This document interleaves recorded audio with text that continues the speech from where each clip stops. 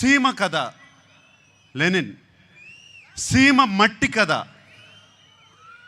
సీమలో ఉన్న మనుషుల కథ.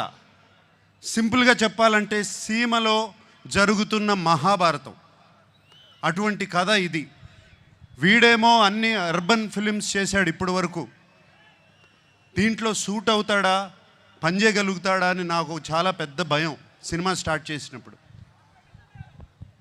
బట్ సినిమా చూసిన తర్వాత నేను కాదు అందరూ ఆశ్చర్యపోయారు. అఖిల్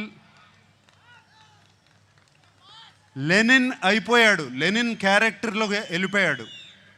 మీరు సినిమా చూసిన తర్వాత లెనిన్ స్నేహాన్ని ప్రేమిస్తారు, లెనిన్ ప్రేమను ప్రేమిస్తారు, లెనిన్ పగను ప్రేమిస్తారు, లెనిన్ని మీరు ఇంటికి తీసుకువెళ్ళిపోతారు. మా అందరికీ సంతోషం అదే. మీకు సినిమాలో అఖిల్ కనపడడు, లెనినే కనపడతాడు ఆ క్యారెక్టర్లో.